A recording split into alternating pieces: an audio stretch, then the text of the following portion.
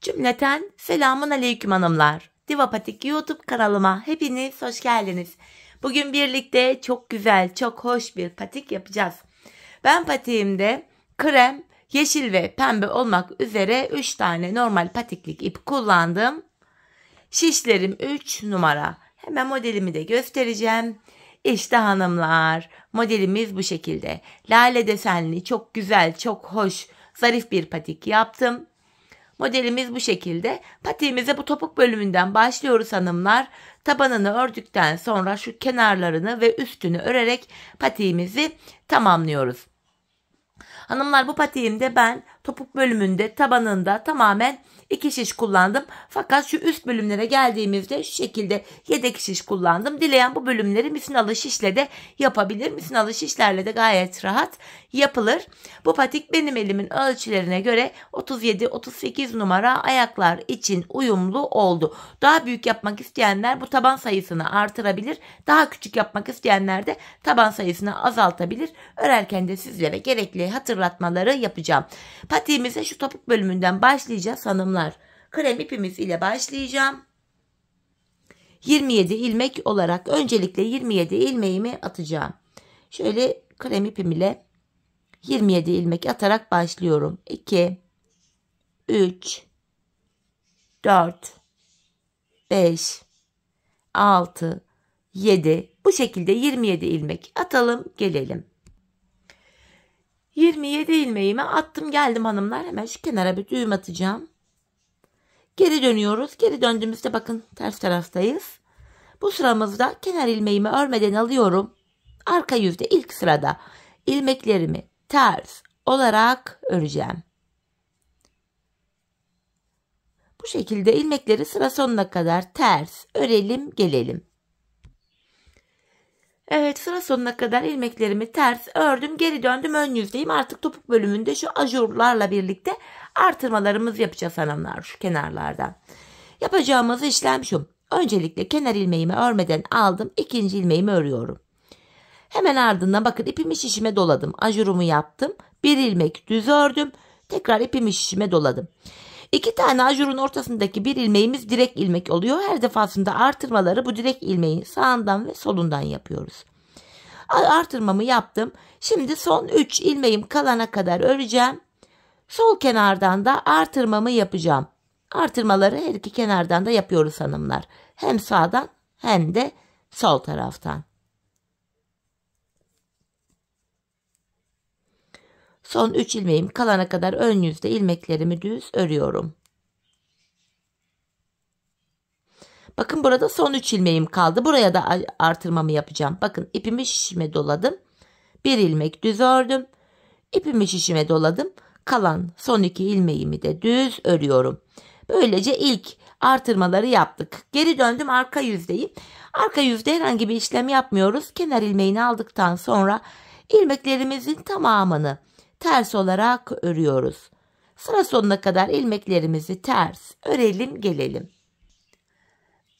Evet hanımlar, yeniden ön yüzdeyiz. Artırmalara devam edeceğiz. Kenar ilmeğini aldıktan sonra ortadaki direk ilmeğime kadar öreceğim. Bakın şu 2, şu da 3. ilmeğimi ördüm. Bakın ortadaki direk ilmeğime geldim. Hemen buraya yeniden ipimi şişime doluyorum. Bir ilmek düz ördüm. Tekrar ipimi şişime doladım. Sol kenara kadar öreceğim hanımlar. Orada da yine aynı şekilde ortadaki ajurların ortasındaki bir direk ilmeğimizin sağına ve soluna yine artırmalarımızı yapacağız. Şimdi o direk ilmeğime kadar öreceğim.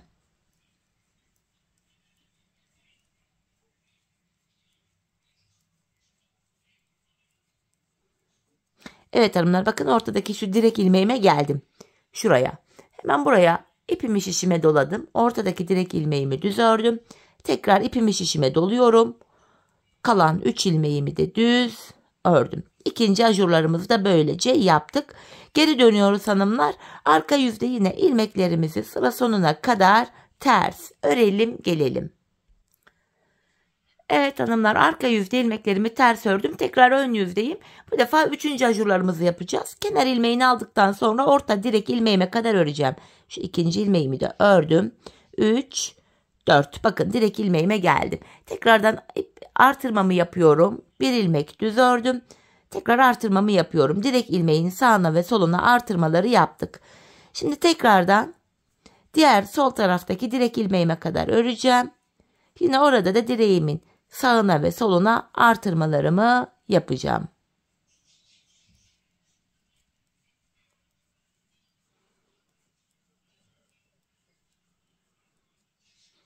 Bakın şu direk ilmeğime geldim. Hemen ipimi şişime doladım. Ortadaki ilmeğimi düz ördüm. Tekrar ipimi şişime doluyorum. Kalan 4 ilmeğimi düz örüyorum.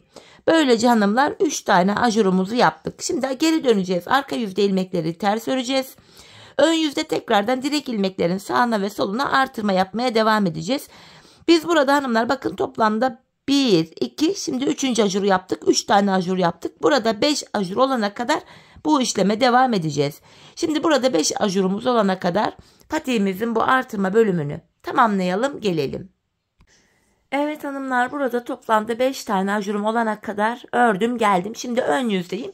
47 ilmeğimiz oldu. Bu arada şişimizde artırmalarımızı yaptık. Böylece 47 ilmek oldu. Şimdi bu bölümü haroşa öreceğiz hanımlar. Hem ön hem arka yüzde düz örgü örünce haroşa oluyor.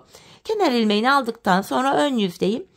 İlmeklerimizi sıra sonuna kadar düz örelim gelelim hanımlar. Sıra sonuna kadar ilmeklerimi ön yüzde düz ördüm. Geri dönüyorum, arka yüzdeyim. Haroşa olması için yine arka yüzde de kenar ilmeğimi aldıktan sonra ilmeklerimi düz olarak öreceğim. Bu şekilde. Şimdi sıra sonuna kadar yine düz örüp gelelim. Evet hanımlar, ilmekleri sıra sonuna kadar düz ördüm. Şöyle baktığımızda burada bir diş haroşamız oluştu. Ön yüzde ve arka yüzde düz ördük. Bir diş haroşa oldu. Bu bölümde yine haroşalara devam edeceğiz. Artırma yapmıyoruz. 47 ilmek ile haroşalarımızı öreceğiz. Burada dediğim gibi bir diş haroşa oldu. Toplam 4 diş haroşamız olması gerekiyor. Yani 3 diş haroşa daha öreceğiz. Şurada toplamda 4 diş haroşamız olana kadar örelim gelelim hanımlar.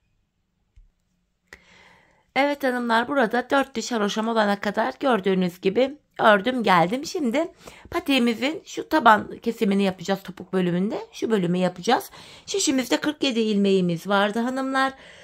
Tabanımızı 13 ilmek olarak yapacağız. 47'den 13'ü çıkartınca geriye 34 kalıyor. 34 ilmeği de iki yana paylaştırınca kenarlara 17'şer ilmek düşüyor.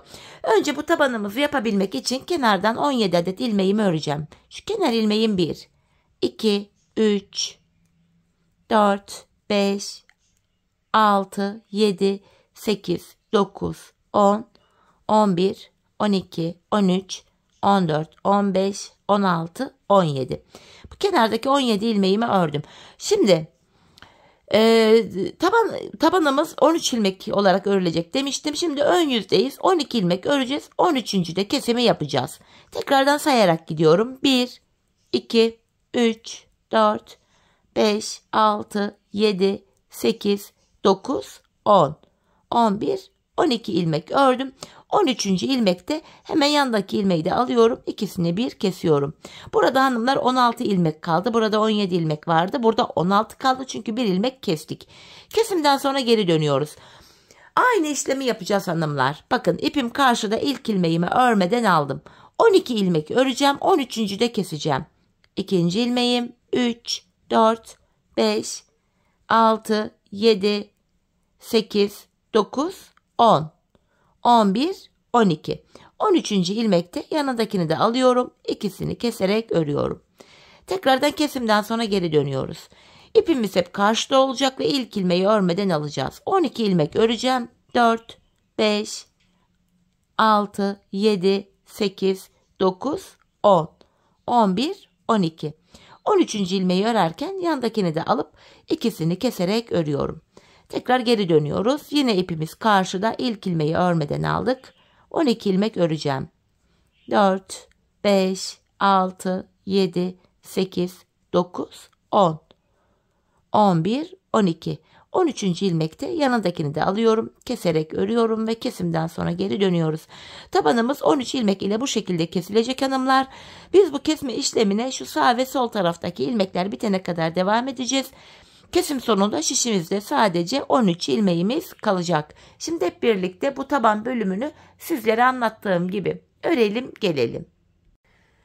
Evet hanımlar, patiğimin bu topuk bölümünü 13 ilmekle böyle kestim geldim. Bakın topuğumuz şu şekilde oluştu. Patiğimizin şu arka bölümü, şu topuk bölümü. Şişimde 13 ilmeğim var. Şu anda tabanda kullandım. Burada bir defaya mahsusluk bir artırma yapacağız hanımlar. Burada 15 ilmek olacak ve tabanı 15 ilmekle öreceğiz. Kenar ilmeğini aldıktan sonra ikinci ilmeğimi örüyorum.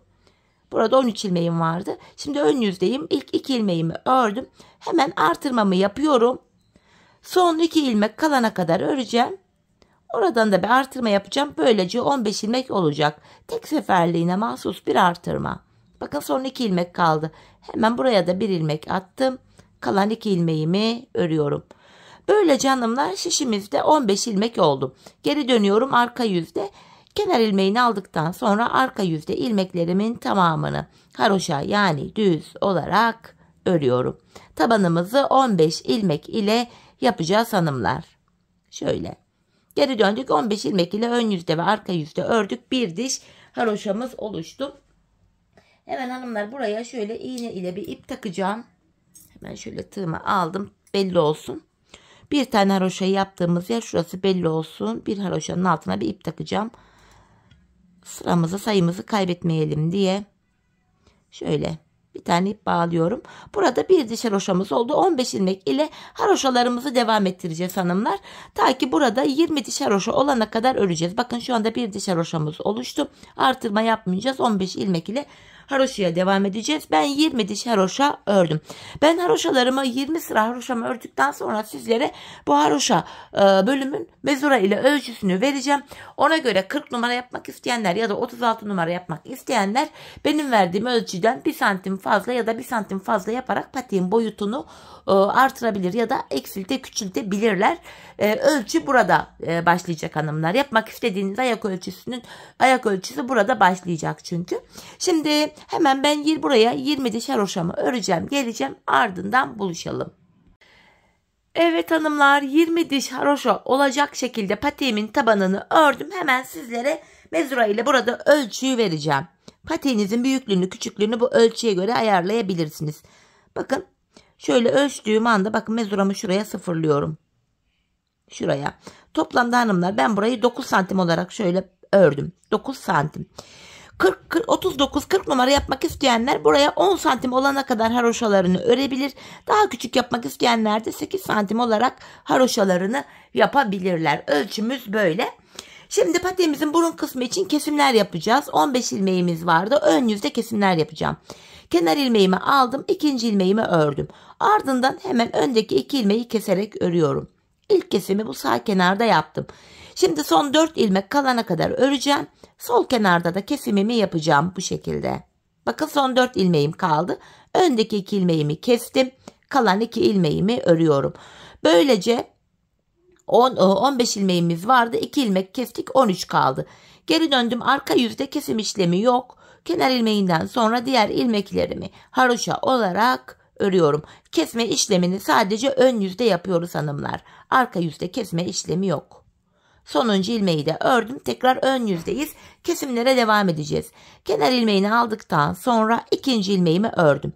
Öndeki 2 ilmeğimi kesiyorum. Şimdi son 4 ilmek kalana kadar öreceğim. Yine öndeki 2 ilmeği kesiyorum. Kalan 2 ilmeğimi ördüm. Böylece 11 ilmeğimiz kaldı. Geri dönüyorum, yine arka yüzde kenar ilmeğini aldıktan sonra diğer ilmeklerimi haroşa örüyorum. Şişimizde 11 ilmeğimiz var. Tekrar geri döndüm, ön yüzdeyiz. Son kez kesim yapacağız. Bu sırada da artık 9 ilmek kalacak. Kenar ilmeğinden sonra ikinci ilmeğimi ördüm. Öndeki 2 ilmeğimi kestim. Son 4 kalana kadar örüyorum. Buradaki 2 ilmeğimi de kestim ve kalan 2 ilmeğimi örüyorum. Bakın 3, 6, 9 ilmek kaldı. Geri dönüyorum. Kenar ilmeğinden sonra ilmeklerimi haroşa örüyorum. 9 ilmek kalana kadar kesimimizi yaptık hanımlar. Sonuncu ilmeğimi de ördüm. Tekrar geri dönüyorum. Artık patiğimizin şu taban bölümünden ilmekler çıkaracağız. Hanımlar, kenar ilmeğini aldıktan sonra ilmeklerimi öncelikle düz öreceğim. Sonra patiğimizin kenarlarını yapacağız. Bakın şuraya ilmeklerimi ördüm. 9 ilmeğimi ördüm düz olarak. Videonun başında yedek şiş kullanacağım dediğim yere geldim. Buraya da dilerseniz misinalı şiş de kullanabilirsiniz. Ben misinalı şiş kullanmakta zorlandığım için böyle yedek şişler kullanacağım. Şimdi hanımlar, bu aşamada ilk 9 ilmeği ön yüzde ördükten sonra şu kenardan ilmekler çıkaracağız. Bakın, bir diğer şişime ilmekler çıkarıyorum. İlk kenar ilmek yerine girdim. İlmeğin iki kanadına birden ilmek çıkarttım. Sırasıyla şöyle kenar ilmek yerlerine girerek buralardan ilmekler çıkaracağız. Bu şekilde. Şöyle bakın. İlmekler çıkarıyoruz. Kaç ilmek oldu? 3, 6, 9 ilmeğimiz olmuş. Bu şekilde hanımlar, bakın başlangıç ipimiz var. Şu ipin olduğu yere kadar ben toplamda 33 ilmek çıkarttım. Sizler şu tabandaki haroşa sayısını benden fazla ya da eksik yaptıysanız ilmek sayınız benden birkaç ilmek fazla ya da eksik olabilir. Dediğim gibi ben şuraya kadar 33 ilmek çıkarttım. Şu ipin olduğu yere kadar kenar ilmek yerlerine girerek ilmeklerimizi çıkaralım, gelelim. Evet hanımlar, bakın şu uca kadar buradan 33 adet ilmek çıkarttım. Şimdi de şu başlangıç yerine geldik. Bakın, şu başlangıç yerimiz hemen yeri belli. Şurada. Bir diğer şişime bu başlangıç yerlerine girerek ilmekler çıkaracağım. Hemen ilk ilmeğimi şu ilk kenar ilmek yerine başlangıç yerlerine hanımlar yine ilmeğin iki kanadına birden girerek ilmek çıkartalım. Bu kenarlarımız daha sağlam olsun. Şöyle bakın, ilk ilmeğimi çıkarttım. Şu ikinci ilmeğim, şöyle ilmeğin iki kanadına birden girerek çıkarıyorum. 3, hatta şu ipimizin ucunu da atlatarak gidelim ki başlangıç ipimizin ucunu. Şu dördüncü ilmeğim, yine şöyle ipimi gizledim. Şu beşinci ilmeğim, şu 6, 7, 8. Bu şekilde hanımlar, şu başlangıç yerlerinden, şu başlangıç yerimiz belli. Bakın şu uç. Şu uca kadar da 25 ilmek çıkaracağız. Şu diğer ucumuza kadar, bakın şu ajurlu bölüme gelene kadar şu uca 25 ilmek çıkaralım, gelelim. Evet hanımlar, bu uca kadar da 25 ilmek çıkarttım. Şimdi de diğer kenara geldik. Bakın, şu burun kısmında 9 ilmek vardı. Şu karşı kenardan 33 ilmek çıkarttık. Arkadan 25 ilmek çıkarttık. Bu kenardan da yine karşıyla eşit olacak 33 adet ilmek çıkaracağız. Yine burada da sırayla kenar ilmek yerlerine ilmeğin iki kanadına birden girerek ilmekler çıkaracağız. Şöyle karşı tarafa kaç ilmek çıkarttıysak bu tarafa da aynı sayıda ilmek çıkaracağız. Ben diğer tarafa 33 ilmek çıkartmıştım. Bu kenarda da hanımlar şu uca gelene kadar, şu burun tarafına gelene kadar 33 ilmeğimi çıkaracağım. Şimdi ilmeklerimizi burada da çıkaralım, gelelim. Evet hanımlar, 33 ilmeğimi çıkarttım, geldim. Patiğimizin kenarlarından ilmeklerimizi böylece çıkarttık. Şimdi şu başlangıç yerindeyiz. Yine burun kısmına geldik. 9 ilmeğimiz vardı. Bir önceki sırada düzden örerek ve yanlardan ilmek çıkararak yapmıştık. Burada hanımlar şöyle bakın, haroşalarımız var şu bölümde. Buradaki haroşaları oluşturacağız. Hep aynı yönde haroşa örecek olunca şöyle yapıyoruz. İlmekler bir sıra düz, bir sıra ters olacak. Artık hep aynı yönde öreceğiz ilmeklerimizi. Şimdi buradaki ilmeklerimi sırasıyla ters öreceğim, haroşa düşmesi için. Sırasıyla ilmeklerimizi ters öreceğim. Bu şekilde. Dolanacağız hanımlar. Dolana dolana öreceğiz artık bu bölümü. Bakın, buradaki ilmeklerimi ördüm. Diğer şişime geçiyorum. Burada da ilmeklerim var. 33 ilmeğim. Yine sırasıyla buradaki ilmeklerimi de ters öreceğim. Bu şekilde. Sırayla dolanarak gideceğiz hanımlar.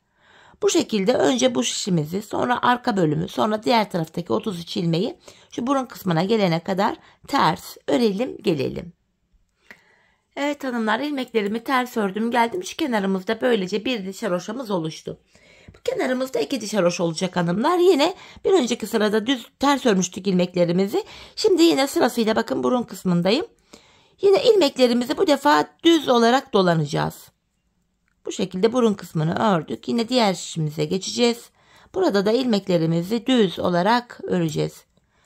Bu şekilde hanımlar, ilmeklerimizi önce burayı, sonra arkayı, sonra diğer şişi şu burun kısmına gelene kadar yine düz örüp gelelim.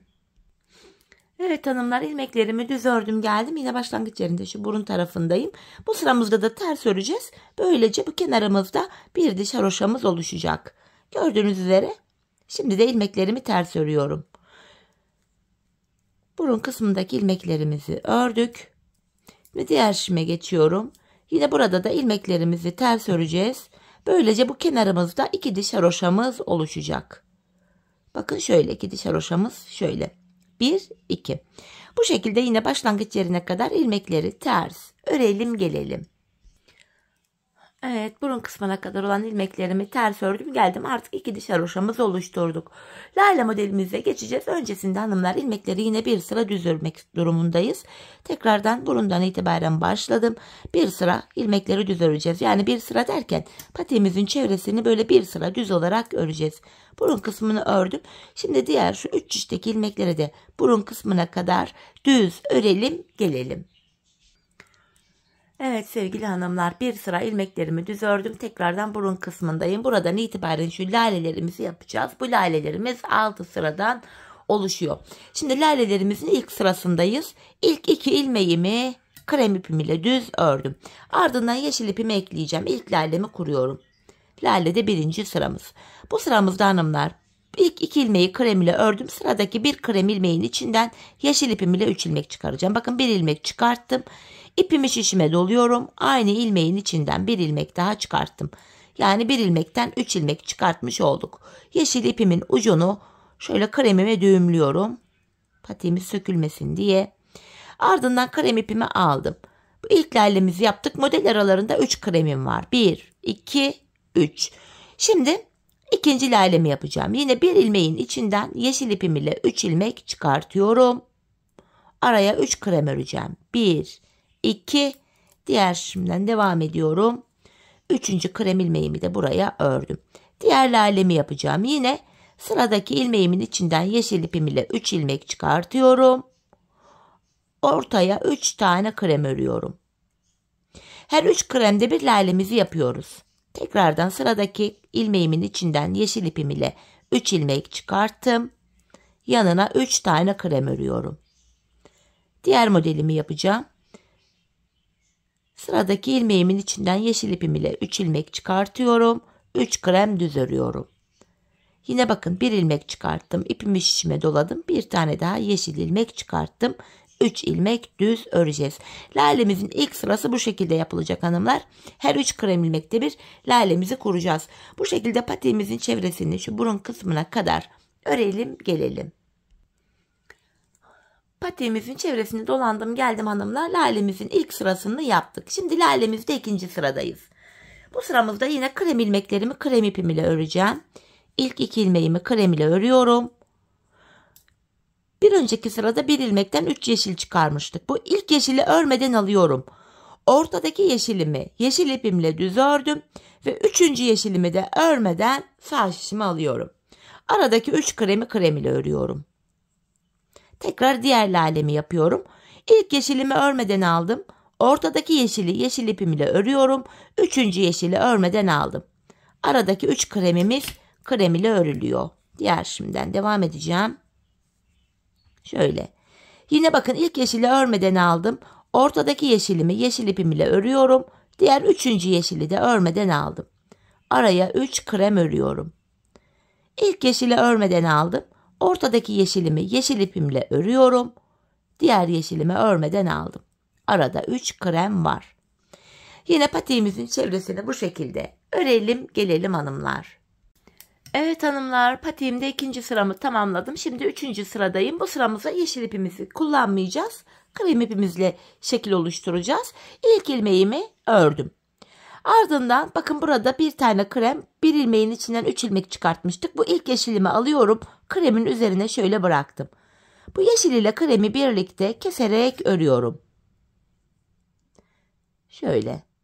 Ortadaki yeşil ilmeğimi örmeden aldım. Bu 3. yeşili de solundaki krem ile birlikte keserek örüyorum. İlk şeklimizi oluşturduk. Model aralarında bir krem var, ördüm. Şimdi ikinci modeli yapacağım. Şu ilk yeşil ilmeğimi alıyorum. Hemen sağındaki kremin önüne bıraktım. İkisini keserek ördüm. Ortadaki yeşili örmeden aldım. Bu diğer yeşili de solundaki krem ile birlikte keserek örüyorum. Arada bir kremim var. Diğer şişime geçtim. Diğer yapraklarımızı da aynı şekilde yapacağız. Modelde 3. sıramız böyle devam edecek. Bu ilk yeşilimi alıyorum. Sağındaki kremi şöyle önüne bıraktım. İkisini keserek ördüm. Ortadaki yeşili örmeden aldım. Bu diğer yeşili de solundaki krem ile birlikte kestim. Arada bir kremim var. Diğer yaprağımızı da yapalım.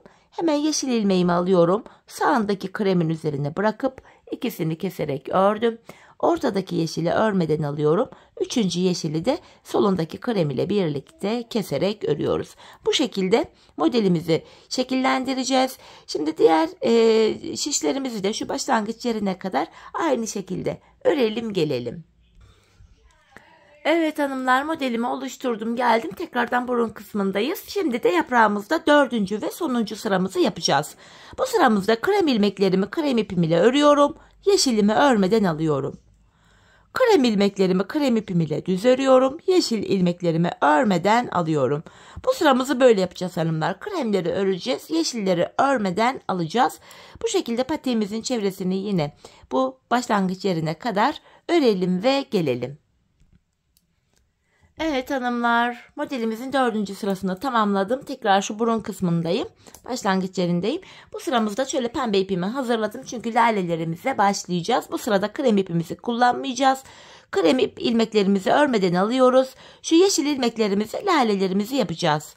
Öncelikle yeşil ilmeğin içinden yine pembe ipim ile şöyle 3 ilmek çıkarıyorum. Bakın, bir ilmek çıkarttım. İpimi şişime doladım. Aynı yerden bir ilmek daha çıkarıyorum. Hemen burada ipimin ucunu kendine düğümlüyorum. Şöyle. Aynı işleme devam edeceğiz. Aralardaki kremlerimizi örmeden alıyorum. Yeşil ilmeklerde bir ilmeğin içinden 3 ilmek çıkaracağız. Şöyle. Bir ilmek çıkarttım. İpimi şişime doladım. Aynı yerden bir ilmek daha çıkarttım. Modelde 5. sıramız bu şekilde. Kremlerimi örmeden sağ şişime alıyorum. Bu yeşil ilmeklerin içinden de şöyle 3 ilmek çıkarıyorum. Kremlerimi örmeden alıyorum. Yeşil ilmeğin içinden 3 ilmek çıkarıyorum.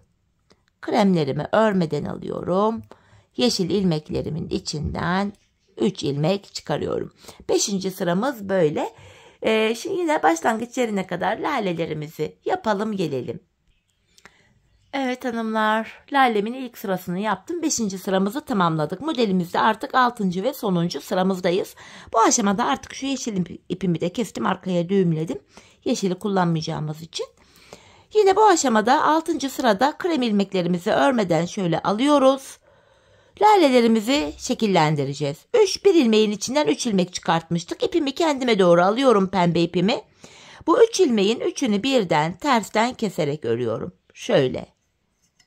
Yani artırdığımız ilmekleri tersten keserek geri topluyoruz hanımlar. Bu şekilde. Şöyle aralardaki 3'er tane kremimi örmeden sağ şişime alıyorum. Bir ilmeğin içinden 3 ilmek çıkartmıştık. Bu pembelerimizi tersten 3'ünü keserek örüyoruz. Kremlerimizi örmeden alacağız. Bu şekilde laleler arkaya kaçmasın diye arkadan öne doğru şöyle itersek hanımlar, laleler geri öne çıkar. Şöyle toparladık. Şimdi diğer şişime geçeceğim. Pardon, bir alttaki ilmeğimi kaçırdım. Şunu şöyle topladım geri. Diğer şişte de aynı işleme devam ediyoruz. Kremlerimizi örmeden alıyoruz. Şöyle ipimi kendime doğru aldım, pembe ipimi. Bir ilmeğin içinden 3 ilmek çıkartmıştık. Bunları ters olarak örüyoruz. 6. ve sonuncu sıramız bu şekilde yapılıyor hanımlar. Pembe ilmeklerimizi tersten keserek örüyoruz ve krem ilmeklerimizi örmeden sağ şişimize alıyoruz. Laleler bu şekilde yapılıyor. Şimdi lalelerimizin tamamını şu başlangıç yerimize kadar aynı şekilde örelim gelelim. Evet hanımlar, lalelerimi tamamladım ve geldim. Artık lale modelimiz bitti. İlmeklerimizin tamamını bu sıramızda düz olarak öreceğiz. Bu şekilde. Artık pembe ipimizi de kesip arkaya düğümleyebiliriz. Renkli iplerle şimdilik işimiz kalmadı. Bu şekilde ilk şişimi ördüm. Diğer 3 şişi de şu başlangıç yerine kadar düz örelim gelelim. Evet hanımlar, ilmeklerimi bu şekilde düz ördüm geldim. Lalemizden sonra böylece bir sıra düz örmüş olduk. Şimdi lalemizden sonra bir diş de haroşa örmemiz gerekiyor. Bu örgüde haroşamızı şöyle yapıyorduk. Bir sıra düz, bir sıra ters öreceğiz ilmeklerimizi. Tekrar haroşamız için öncelikle bu sırada ilmeklerimizi yine düz örüyoruz hanımlar. Şöyle patiğimizin çevresini yine düz dolanıp gelelim. Evet, düz ördüm geldim ilmeklerimizi, tekrar başlangıç yerindeyim. Bu sıramızda da ters öreceğiz. Böylece bu kenara bir diş haroşamız düşmüş olacak. Bakın şu anda da ilmeklerimi ters örüyorum. İlk 9 ilmeğimi ördüm. Bakın hanımlar, ön yüze bir diş haroşa düşüyor böylece. Diğer 3 şişteki ilmekleri de başlangıç yerine kadar ters örüp gelelim. Evet hanımlar, ilmeklerimi tamamen ters ördüm. Kenarımızda bir diş haroşamız oluştu. Patiğimizin şu kenar bölümünü bitirdik. Şurası topuk bölümü oluyor. Şurası kenarları. Şu an burun kısmındayız. Bakın şu 9 ilmekteyiz. Şu orta bölümde 15 ilmek olana kadar yanlardan ikişer ilmek keserek orta bölüme ekleyeceğiz. Öncelikle hanımlar, yine burada haroşaya devam edeceğim. Bu burun kısmındaki 9 ilmeğimi öncelikle örüyorum. 9 ilmeğimi ördüm. Ardından yan taraftaki şişimden 2 adet ilmek keserek ortaya ekledim. Kesim yaptığım ilmeğimi, ortadaki ilmek sayımız 10 oldu. Kesimden sonra geri dönüyorum. Şu iplerin ucunda hanımlar tığ yardımıyla aralara gizleyebiliriz. Patiğin içinde öyle çirkin görüntü oluşturmasın diye kestim, geri döndüm. Şimdi ipim karşıda, ilk ilmeğimi örmeden aldım. Şu burun kısmındaki 10 ilmeğimi tekrar örüyorum.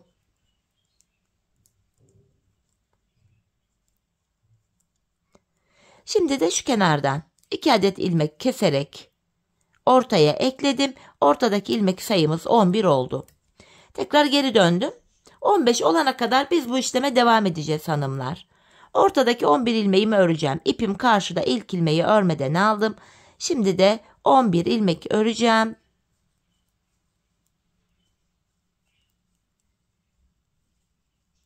...11 ilmeğimi ördüm. Yan taraftaki şişten 2 ilmek keserek ördüm. Bunu da ortaya ekledik. 12 ilmek oldu. Tekrar geri dönüyorum. Yine ipim karşıda, ilk ilmeği örmeden aldım. Şimdi de 12 ilmeği öreceğim.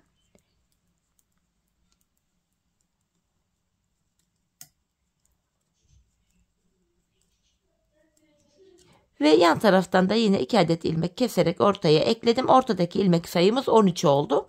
Tekrar geri döndüm. Yine ipim karşıda ve ilk ilmeği örmeden aldım. 13 ilmeğimi örüyorum. Hatta sayarak gidelim. 4, 5, 6, 7, 8, 9, 10, 11, 12, 13. Yine yan taraftan 2 ilmek keserek ortaya ekledim. Ortadaki ilmek sayımız 14 oldu.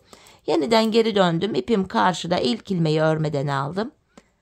14 ilmeğimi öreceğim. Son kez diğer taraftan da kesim yapacağım.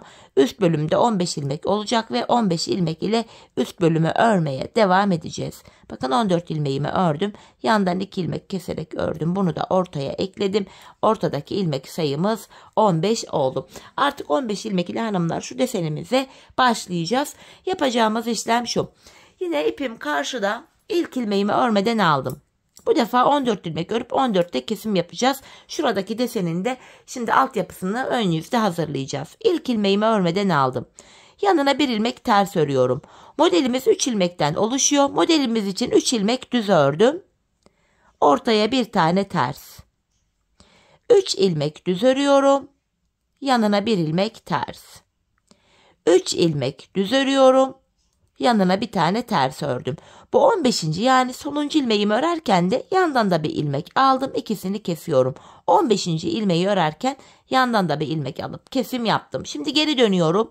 Yine ipim karşıda, ilk ilmeği örmeden aldım.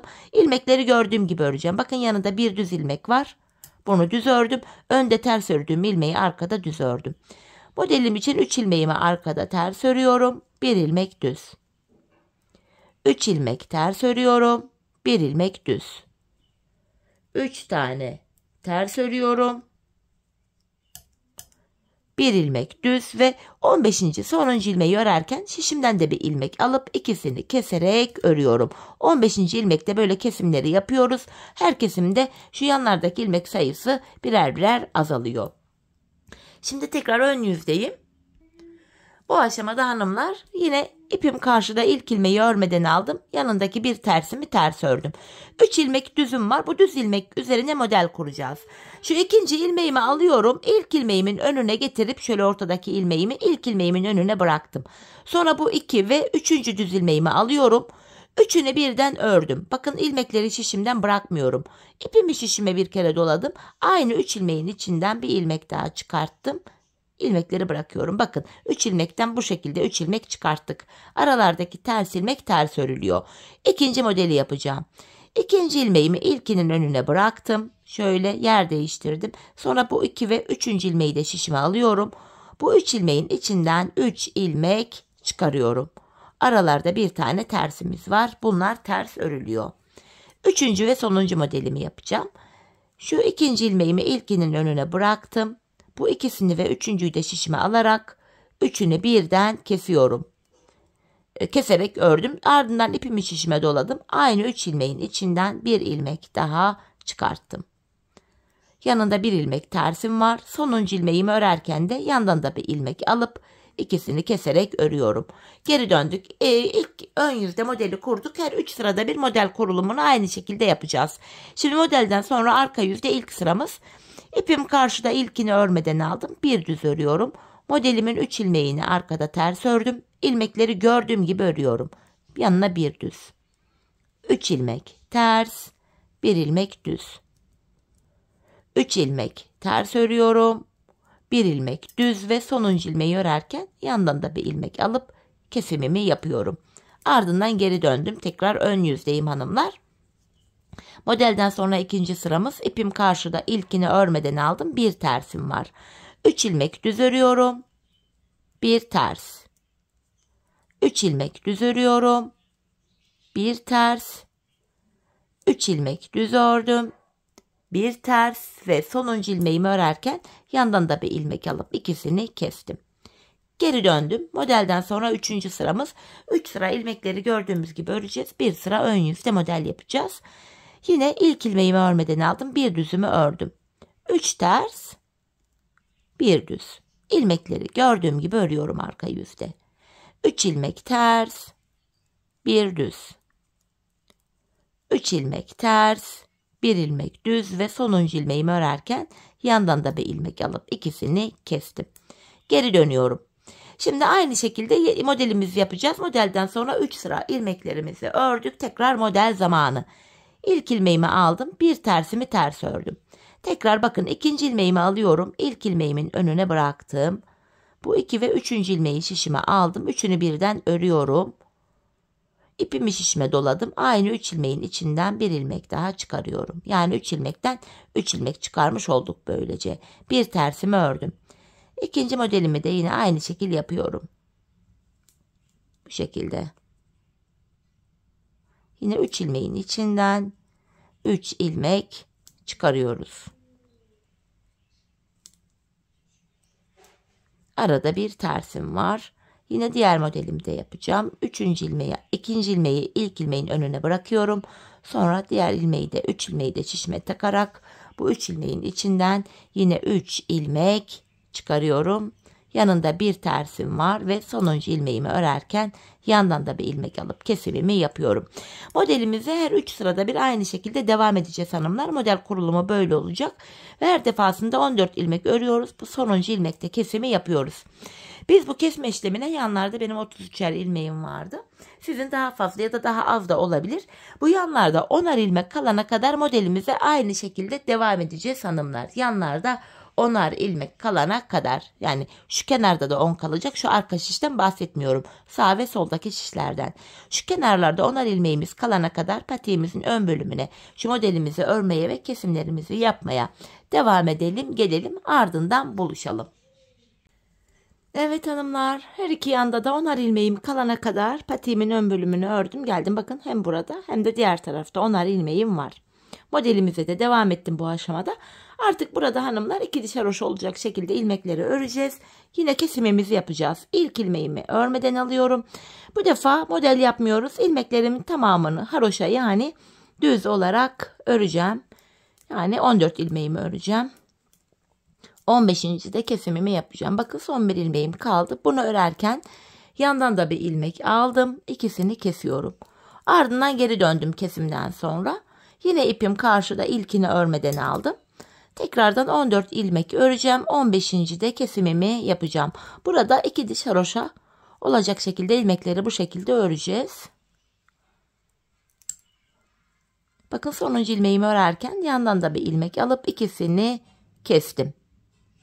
Tekrar geri dönüyorum. Aynı işlemi bir kez daha tekrar edeceğiz. Yine ipim karşıda, ilk ilmeğimi örmeden aldım. İlmeklerimi örüyorum. Tekrar aynı şekil 14 öreceğim. 15. de kesimimi yapacağım.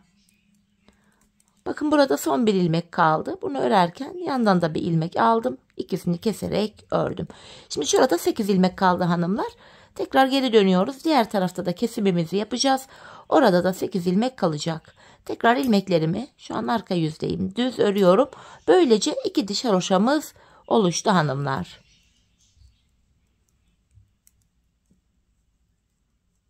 Sonuncu ilmeği örerken şuradan da bir ilmek alarak kestim. Ardından geri dönüyorum. Bakın burada da 8 ilmek kaldı. Artık ilmeklerimizi keseceğiz hanımlar. Kesme işlemini yapacağız. Bilek kesimini. İkişer ikişer toplayarak ilmeklerimizi kesiyoruz. Çok sıkı bir kesim yapmayalım hanımlar. Patiğimizin boğaz kısmı burası. Ayak gireceği için biraz esnek olsun diye esnek bir kesim yapmamızda fayda var. İlmeklerimizi bu şekilde ikişer ikişer toplayarak kesimimizi yapacağız. İlmeklerin tamamını keseceğiz. Bakın şu bölümdeki ilmeklerimi kestim. Buradaki ilmekler bitti.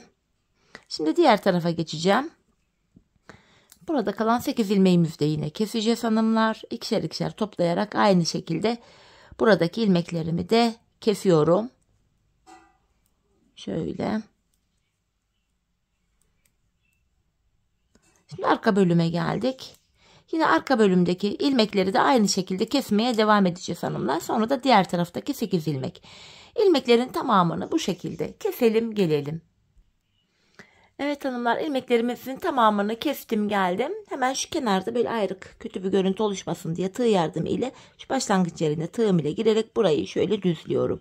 Bir tane de zincir çektim. İpimi kesiyorum artık. Şöyle ipimizin ucunu arka ilmek aralarına girerek önce bir gizleyeceğim.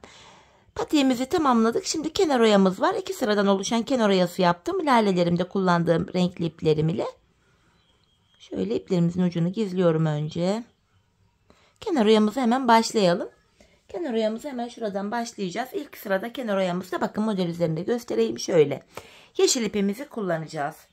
Öncelikle yeşil ipim ile hemen şu ilk bitirdiğimiz yerden bilek bölümünden itibaren hemen şuradan ilmeğin iki kanadına birden girerek yeşil ipim ile bir ilmek çıkarttım. İpimi şöyle içe doğru alarak bir zincir çekiyorum. Kenar oyamızın ilk sırasında hanımlar sık iğne tekniği yapıyoruz. Bakın hemen öndeki kenar ilmek yerine ilmeğin iki kanadına birden batarak bu şekilde sık iğnelerimizi yapıyoruz. İlmeğin iki kanadına birden batarak şöyle.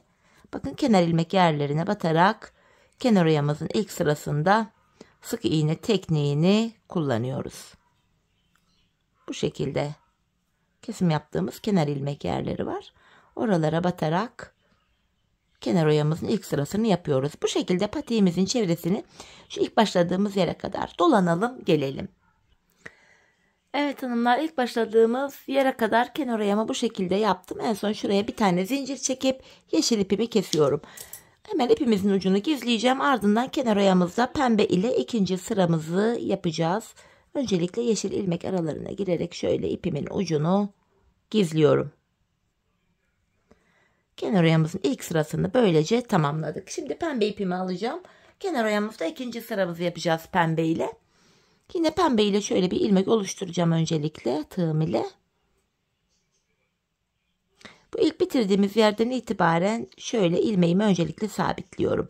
Bu sırada ters sık iğne yöntemi kullanacağız. Bakın bir arkadaki sık iğnenin içine girerek ilmek çıkartıyorum. Şöyle. İlmek çıkartıyorum ve tığımdaki ilmekleri topluyorum.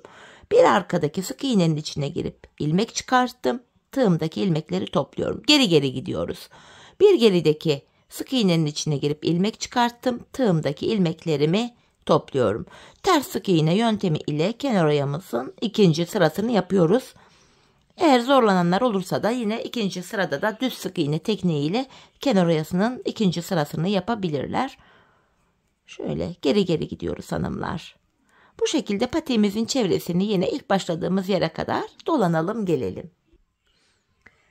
Evet hanımlar, yine kenar oyamı tamamladım. En son buraya zincirimi çekiyorum. İpimi kesiyorum. Artık patiğimizi tamamladık. Hemen ipimin ucunu gizleyeceğim. Sonra patiğimize bakalım. Şöyle aralara girerek iplerimizin ucunu gizleyeceğiz.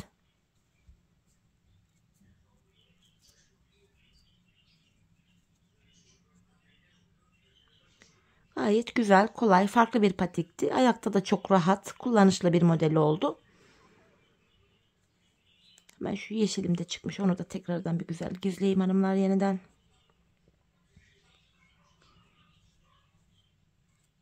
Evet, patiğimizi böylece tamamladık. Hemen patiğimizin duruşuna bakalım.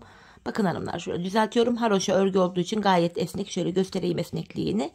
Ayağı saran hoş, güzel bir model oldu. Patiğimizin duruşu bakın bu şekilde.